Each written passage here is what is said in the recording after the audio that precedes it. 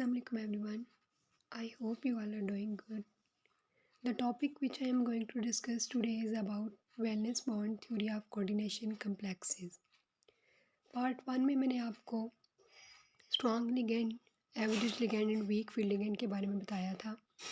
आज की वीडियो में मैं आपको बताऊंगी वीबीटी का रिमेनिंग पार्ट कवर करेंगे और मैं आपको बताऊंगी कि कुछ केसेस ऐसे हैं वीबीटी में कि उन कम्प्लेक्सेस में ammonia as a strong ligand act करता है और कुछ केसेस में ammonia as a weak ligand act करता है।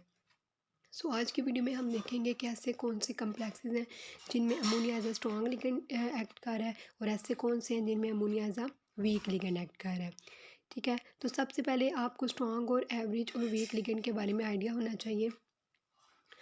सबसे पहले हमें पता होनी चाहिए स्ट्रॉन्ग लिगेंड होते कौन से हैं। बेसिकली ऐसे लिगेंड जो गुड इलेक्ट्रॉन डोनर होते हैं उन्हें हम स्ट्रॉन्ग लिगेंड्स कहते हैं। It will always pair unpaired electron. जब भी हमारे पास अनपेयर्ड इलेक्ट्रॉन होते हैं और अगर हमारे पास कम्प्लेक्स में सेंट्रल मेटल एटम के साथ एक स्ट्रॉन्ग लिगेंड है तो वो क्या करेगा कि अनपेयर्ड इलेक्ट्रॉन को पेयर कर देगा। फॉर एग्जाम्पल CnNH3 ये स्ट्रॉन्ग लिगेंड है। अगर हम एवरेज लिगेंड की बात करें तो एवरेज लिगेंड हमारे पास इलेक्ट्रॉन डोनर तो होते हैं लेकिन वो कुछ केसेस में एज अ वीक और कुछ में as a strong ligand act करते हैं। उनमें हमारे पास कुछ एग्जांपल है like water, ammonia, EDTA, SCN, OH। अगर हम वीक लिगेंड की बात करें ना तो बेसिकली ये वो लिगेंड होते हैं जो इलेक्ट्रॉन की पेयरिंग नहीं करते। ठीक है, इनमें हमारे पास ज़्यादातर हेलोजन्स आ जाते हैं, fluorine, chlorine, bromine, iodine, SCN। सो ये डिपेंड करता है कम्प्लेक्स के ऊपर। लेकिन मोस्ट इम्पॉर्टेंटली जो कि हमें पता होना चाहिए, मोस्टली जो हमारे पास क्वेश्चन आता है ना वो कुछ केसेस में ammonia as a strong ligand act करता है और कुछ में ammonia as a weak ligand act करता है। तो आज के वीडियो में हम देखेंगे कि कौन से ऐसे कम्प्लेक्सेस हैं जिनमें ammonia as a strong ligand act करेगा और कौन से ऐसे हैं जिनमें ammonia as a weak ligand act करेगा। सो अगर हम देखें तो ये मैंने आपको स्ट्रॉन्ग और वीक लिगेंड का अपनी पिछली वीडियो में मैंने आपको ये कॉन्सेप्ट दिया हुआ है। सो मैंने जो अपनी वीबीटी पार्ट 1 अपलोड किया था उसमें एक सेकंड लास्ट एग्जांपल थी मेरे पिछले पार्ट 1 में। तो उसमें मैंने आपको ये बताया था कि वहाँ पर जो कम्प्लेक्स था ना उसमें ammonia as a strong ligand act कर रहा था जबकि उसको वहाँ पे as a weak ligand act करना चाहिए, वहाँ पे उसको पेयरिंग नहीं करनी चाहिए थी। तो वहाँ पे वो पेयरिंग नहीं करेगा लेकिन जो मैंने वीडियो अपलोड किया उसमें वहाँ पे पेयरिंग हुई हुई है लेकिन एक्चुअली वो वहाँ पे पेयरिंग नहीं करेगा। वहाँ पे वो अमोनिया जो है क्योंकि उसके बाहर निकल है तो वो as a weak ligand act करेगा, वो पेयरिंग नहीं करेगा। सो काइंडली आप उसको जब ये BBT पार्ट 2 है, पार्ट 1 जब आप देखेंगे तो आपने उसको करेक्ट कर लेना है। वो मिस्टेक है कि वहाँ पे जो सेकेंड लास्ट एग्जाम्पल में एक कम्प्लेक्स है जिसमें अमोनिया है उसमें वो as a weak field ligand act करेगा। सो नेक्स्ट हम देखते हैं कि कुछ कम्प्लेक्सेस में अमोनिया एक्ट करता है as a strong field ligand और कुछ में जो है वो as a weak field ligand act करता है। अगर हम देखें अमोनिया, जैसे कि हमें पता है कि अमोनिया जो हमारे पास होता है उसका क्या फार्मूला होता है, NH3। ठीक है, ammonia is a molecule consisting of 1 nitrogen atom and 3 hydrogen atom. Ammonia एक ऐसा मॉलिक्यूल है जो एक नाइट्रोजन एटम को कंटेन करता है और 3 हाइड्रोजन एटम को कंटेन करता है। ठीक है, जो नाइट्रोजन एटम होता है ना अमोनिया के अंदर उसके पास एक पेयर ऑफ इलेक्ट्रॉन होता है, जैसे हम लोन पेयर कहते हैं, अमोनिया के पास एक लोन पेयर होता है। Ammonia can donate their lone pair of electron to central metal atom. हमें पता है कि हमारे पास एक कम्प्लेक्स है, कोऑर्डिनेशन स्फीयर होता है, लिगेंड्स होते हैं, सेंट्रल मेटल एटम होता है और जो लिगेंड्स होते हैं वो सेंट्रल मेटल एटम को इलेक्ट्रॉन पेयर्स डोनेट करते हैं और फिर वो एक्ट करते हैं एज अ लुईस बेस, क्योंकि हमारे पास जो लिगेंड्स होते हैं वो एक्ट करते हैं एज अ लुईस बेस क्योंकि वो सेंट्रल मेटल एटम को इलेक्ट्रॉन पेयर डोनेट करते हैं। सो ये सब चीज़ें मैं आपको पीछे बता चुकी हूँ। So ammonia is a neutral ligand. ठीक है, अमोनिया एक्ट एज अ बहुत स्ट्रॉन्ग फील्ड लिगेंड के तौर पर भी एक्ट करेगा और वीक फील्ड लिगेंड पे भी एक्ट करेगा। बेसिकली अमोनिया का as a strong field ligand act करना या as a weak field ligand act करना ये डिपेंड करता है वेरियस फैक्टर के ऊपर। अब हम वो कुछ फैक्टर्स देख लेते हैं, फिर उसके बाद मैं आपको एक छोटी सी ट्रिक भी बताऊँगी कि कोई भी आपके सामने कम्प्लेक्स आ जाए तो आप उसको देखते ही ये जज कर लो कि क्या यहाँ पे ammonia as a strong field ligand act कर रहा है या as a weak field ligand act कर रहा है। सबसे पहले अगर हम देखें तो उसमें क्या था कि अमोनिया जो है वो स्ट्रॉन्ग और वीक दोनों के तौर पर एक्ट करता है। ये डिपेंड करता है वेरियस फैक्टर पे। Ammonia can form strong complex when it can donate its lone pair of electron to metal ion. Ammonia हमारे पास स्ट्रॉन्ग कम्प्लेक्स के तौर पर एक्ट करता है as a strong field ligand जब उसके पास ये एबिलिटी होती है कि वो अपना लोन पेयर इलेक्ट्रॉन जो है वो मेटल आयन को डोनेट कर सके with high ligand field strength के साथ, या फिर when it act as a chelating ligands. ठीक है, जब ये उसके पास ये 2 एबिलिटी होंगी कि वो एज़ जो हमारे पास अमोनिया है, अगर वो हाई लिगैंड फील्ड स्ट्रेंथ है उसकी, या फिर वो एक्ट कर सकता है as a chelating ligand. In simple word अगर आप इस बात को समझें तो इस बात का मतलब ये है कि अमोनिया तब स्ट्रॉन्ग फील्ड लिगैंड के तौर पर एक्ट करेगा जब वो इलेक्ट्रॉन को जब जो उसके पास लोन पेयर है अगर वो उसको देने की एबिलिटी रखता है तो वो as a strong field ligand act करेगा। ठीक है? कन्वर्सली अगर हम देखें तो ammonia can form weak complexes. Ammonia as a weak field ligand act करता है when its electron donating ability is reduce. ठीक है, जब उसकी इलेक्ट्रॉन डोनेटिंग एबिलिटी हमारे पास रिड्यूस हो जाती है तो वो कम्प्लेक्स के अंदर as a weak field ligand act करेगा। जब उसकी इलेक्ट्रॉन डोनेटिंग एबिलिटी हमारे पास स्ट्रॉन्ग होती है कि वो दे सकता है तो वो एज अ वीक फील्ड वो as a strong field ligand act करता है। ये नीचे मैंने लिखा हुआ है, ये छोटी सी ट्रिक है आपके लिए कि आप जब भी आपके पास कोई भी कम्प्लेक्स होता है, लाइक एग्जांपल मैंने नीचे लिखी हुई है। आप देखें अमोनिया तो एज अ लिगेंड काम कर है ना, अब उसके बाहर कोई ना कोई मेटल तो ज़रूर होगा। ठीक है, आप मैंने यहाँ पे ऊपर लिखा हुआ है ammonia behave as a strong field ligand. Ammonia strong field ligand के तौर पर एक्ट करेगा जब भी अमोनिया के बाहर जो हमारे पास सेंट्रल मेटल एटम है, अगर वो CD यानी कि cadmium, CO cobalt, CU copper and Fe iron, अगर इन चारों में से कोई भी कोऑर्डिनेशन स्फीयर के अंदर अमोनिया के बाहर कोई भी सेंट्रल मेटल एटम है तो उस केस में ammonia as a strong field ligand act करेगा। ठीक है, और जब स्ट्रॉन्ग फील्ड लिगेंड के तौर पर एक्ट करेगा तो वहाँ पे पेयरिंग होगी। ठीक है, और कुछ केसेस में ammonia week field ligand act करेगा। रेस्ट ऑल मेटल, जब भी आप स्टूडेंट में आप इस बात को कंसिडर कर लें कि जब भी हमारे पास एक कोऑर्डिनेशन स्फीयर है, ठीक है, उसके अंदर अगर लिगैंड अमोनिया है, ठीक है, और उसके बाहर यानी कि जैसे यहाँ पे NH3 × 4 है ना, अब देखें इसके बाहर Ni यानी कि निकल लिखा हुआ है ना, तो मैं आपको ये समझाना चाह रही हूँ कि अगर इनसाइड कोऑर्डिनेशन स्फीयर आपके पास ammonia as a ligand act कर रहा है, ठीक है, और उसके बाहर कोई ना कोई सेंट्रल मेटल एटम तो होगी ना, अगर वहाँ पर CD यानी कि कैडमियम कोबाल्ट कॉपर आयरन, ये जो मैंने ऊपर 4 लिखी हुई हैं हाईलाइट भी की हैं, अगर इनमें से कोई सेंट्रल मेटल एटम होगी तो इट्स मीन कि वहाँ पे ammonia as a strong field connect करेगा और वहाँ पे पेयरिंग होगी। अदरवाइज जब भी इन चारों के अलावा कोई और सेंट्रल मेटल एटम होगी इट्स मीन कि अमोनिया वहाँ पे as a weak field ligand act कर रहा है। So when ammonia act as a weak field ligand then there will be no pairing take place. ठीक है, आई होप कि आपको इस चीज़ की समझ आ गई होगी। अब नेक्स्ट जो है वो हम एग्जांपल देखते हैं, लाइक NeNH3 × 4Cl2। अगर आप इस कम्प्लेक्स का नेम करें तो क्या होगा, इसमें टेट्रा अमाइन निकल क्लोराइड। अब आपने सबसे पहले जब भी आपके पास अमोनिया एज अ लिगेंड आता है ना, तो आपने ये देखना है अब लिगेंड क्या है, ये जो हमारे पास NH3 × 4 है ये लिगेंड है ना, ammonia as a ligand act कर रहा है यहाँ पे। ठीक है, अब क्या है कि अगर इसके बाहर जो हमारे पास सेंट्रल मेटल एटम है, अगर तो वो CdCO CuFe, ये जो मैंने ऊपर 4 लिखी हैं, इनमें से कोई एक होगी तो ammonia as a strong field connect करेगा। अगर इनके अलावा कोई होगा, कोई भी सेंट्रल मेटल एटम हो जाएगा तो वहाँ पे ammonia as a weak field connect करेगा।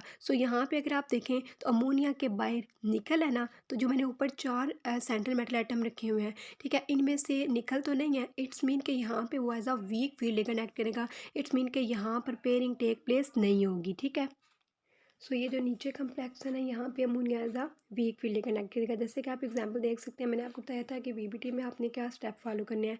जब भी आपके पास कोई कम्प्लेक्स आएगा आपने सेंट्रल मेटल एटम की हाइब्रिडाइजेशन करनी है। ठीक है, जैसे कि अब आपको पता है निकल है, इसका एटॉमिक नंबर 28 होता है।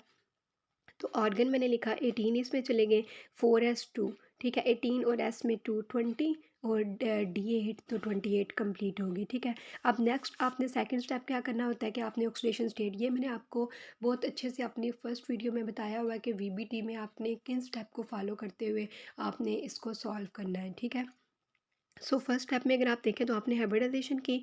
सेकंड स्टेप में आपने क्या किया कि ऑक्सीडेशन स्टेट निकाली निकल की। वो आप कैसे निकालेंगे, निकल की आपको फाइंड करनी है, आप उसको एक्सपोज कर लो। Ammonia as we know it is a neutral ligand, ठीक है, तो इसके ऊपर चार्ज ज़ीरो होगा। और अगर हम Cl2 क्लोरीन की बात करें तो ये -1 चार्ज कैरी करता है।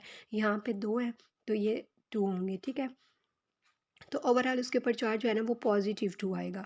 अब +2 का मतलब है कि 2 इलेक्ट्रॉन यहाँ से जाएँगे, जो आपने ऊपर हाइब्रिडाइजेशन की हुई है उसके अकॉर्डिंग आप 2 इलेक्ट्रॉन वहाँ से S में से आप निकाल दोगे, ठीक है। और D8 आपके पास रह गया। अब आप D के एज़ यू नो 5 ऑर्बिटल होते हैं, S का 1 होता है और P के 3 होते हैं।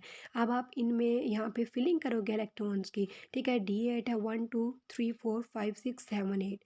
अब देखिए यहाँ पर मैंने नीचे लिखा है in this complex ammonia act as a weak field ligand. Weak field ligand अगर आप सिंपल ट्रिक याद रख लो ना कि अमोनिया के बाहर जो हमारे पास सेंट्रल मेटल एटम है वो कैडमियम कोबाल्ट कॉपर आयरन, इनमें से कोई भी नहीं है, तो वो as a weak field connect करेगा, वहाँ पे पेयरिंग नहीं होगी, ठीक है। नेक्स्ट आप क्या करोगे कि यहाँ पे वो वीक फील्ड कनेक्ट कर रहा है तो यहाँ पर पेयरिंग नहीं हुई। अब हमारे पास यहाँ पर लिगेंड्स 4 है ना, तो यहाँ पर एक S का और 3 P के ऑर्बिटल यूज़ होंगे, तो sp3 हाइब्रिडाइजेशन होगी, ठीक है। तो यहाँ पे हमारे पास हाइब्रिडाइजेशन क्या बनी, sp3। ज्योमेट्री इसकी हमारे पास sp3 है तो वो टेट्राहेड्रल होगी। मैग्नेटिक नेचर अगर हम देखें तो मैग्नेटिक नेचर आप कैसे देखते हो, ये डिपेंड करता है नंबर ऑफ अनपेड इलेक्ट्रॉन। तो यहाँ पे अनपेड इलेक्ट्रॉन प्रेजेंट है तो इसकी जो हमारे पास मैग्नेटिक नेचर है वो पैरामैग्नेटिक होगी, ठीक है। आई होप कि आपको इसकी समझ आ गई होगी। नेक्स्ट अगर हम कोई इसकी एग्जांपल देख लें, लाइक अब हमारे पास ये है कोबाल्ट अमोनिया, ठीक है। तो इसमें आप सबसे पहले क्या करोगे कि इधर आपने सबसे पहले इसकी हाइब्रिडाइजेशन करनी है, ठीक है। हाइब्रिडाइजेशन करने के बाद आपने इसकी ऑक्सीडेशन स्टेट फाइंड आउट की।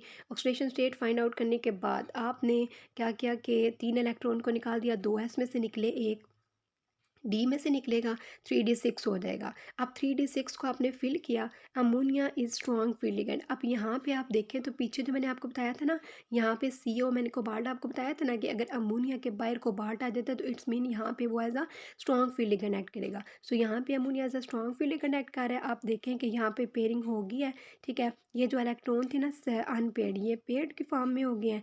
अब आपके पास जब आपने इनको पेयर कर दिया ना तो आपके पास क्या होगा कि डी के 2 ऑर्बिटल बच जाएंगे, एक एस का और 3 पी के, चूँकि 6 लिगेंड ने आके अपने इलेक्ट्रॉन यहाँ पे डोनेट करने हैं ना, तो यहाँ पे 6 ऑर्बिटल हो जाएंगे, 2 डी के, एक एस का और 3 पी के, ठीक है। तो इसकी हाइब्रिडाइजेशन हमारे पास होगी D2sp3। अगर आप मैग्नेटिक नेचर की बात करो तो सारे पेयर्ड में है तो डायमैग्नेटिक है, ठीक है। स्पिन मल्टीप्लिसिटी का मैंने फार्मूला आपको बताया हुआ है कि 2s+1 के फार्मूले से हम करते हैं। अगर एक भी इलेक्ट्रॉन अनपेयर्ड होगा तो आपने s की जगह 1/2 फिल करना है। जब आप इसको सॉल्व करोगे तो आपके पास आंसर 1 आएगा, क्योंकि यहाँ पर कोई भी जो है वो इलेक्ट्रॉन अनपेयर्ड नहीं है इस केस में। मैग्नेटिक मोमेंट आप जो है वो mu is equal to √n × n+2 के फार्मूले से फाइंड आउट करोगे। n रिप्रेजेंट करता है नंबर ऑफ अनपेयर्ड इलेक्ट्रॉन, जितने भी अनपेयर्ड इलेक्ट्रॉन होंगे आप यहाँ पे उसके अकॉर्डिंग लिख दोगे। नेक्स्ट अगर हम एग्जांपल देखें तो इसमें हमारे पास आ जाता है NiNH3 × 6 2 positive. So as you आपने फर्स्ट स्टेप यही फॉलो करना है कि आपने उसकी हाइब्रिडाइजेशन की, ठीक है। सेकंड स्टेप इन स्टेप को मैंने डिटेल से आपको बताया था अपनी फर्स्ट वीडियो में, तो जिनको इसकी नहीं समझ आ रही है वो मेरी फर्स्ट वीडियो देखेंगे तो उनको समझ आ जाएगी।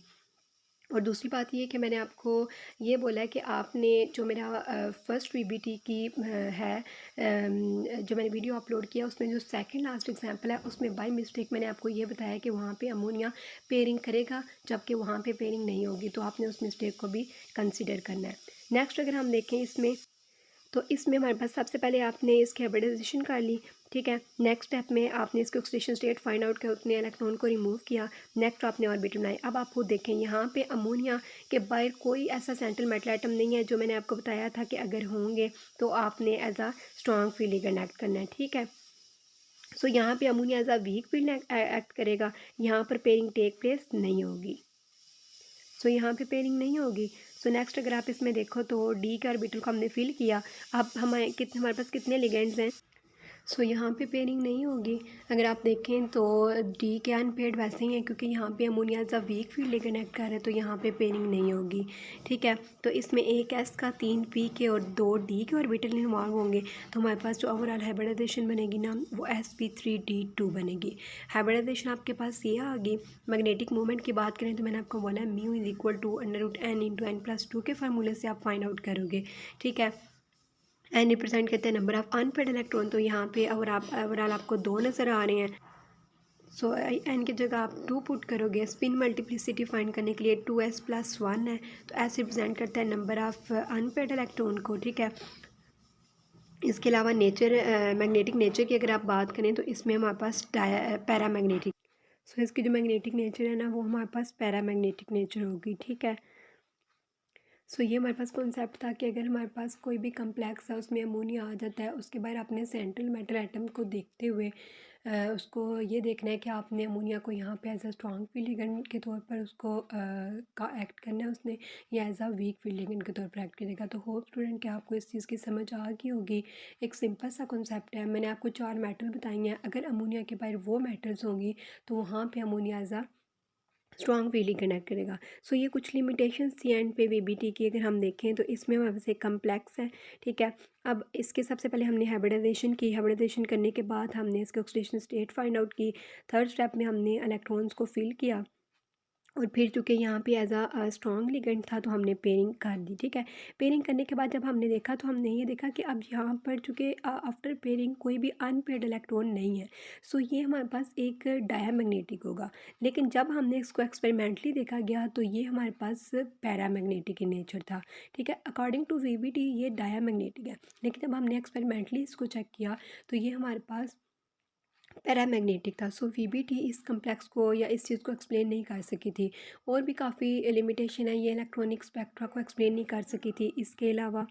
इसके अलावा वीबीटी ये एक्सप्लेन नहीं कर सकी थी कि कुछ केसेस में हम इनर डी ऑर्बिटल को यूज़ करते हैं, कुछ में हम आउटर डी को यूज़ करते हैं। सो वीबीटी इस चीज़ को एक्सप्लेन नहीं कर सकी थी, काफ़ी लिमिटेशंस थी वीबीटी की। फिर उसके बाद इसलिए नेक्स्ट थ्योरी की जो है वो ज़रूरत पड़ी, जो कि हम इसके बाद पढ़ेंगे, सीएफटी है। सीएफटी में भी कुछ लिमिटेशन थी, काफ़ी हद तक उसने चीज़ों को एक्सप्लेन किया था, लेकिन उनमें भी कुछ लिमिटेशंस थी। तो उसके बाद जो है वो लिगेंड फील्ड थ्योरी आ गई, जिसे हम एमओटी भी कहते हैं। सो इंशाल्लाह नेक्स्ट वीडियो में हम सीएफटी के बारे में देखेंगे, एमओटी को देखेंगे। सो वीबीटी के बारे में इतना ही था। जो मैंने अपनी प्रीवियस वीडियो में मैंने आपको मिस्टेक बताई है, काइंडली जब आप उसको सुनेंगे तो आप उस मिस्टेक को ठीक कर लीजिएगा। आज के लिए बस इतना ही। Thank you so much. Allah.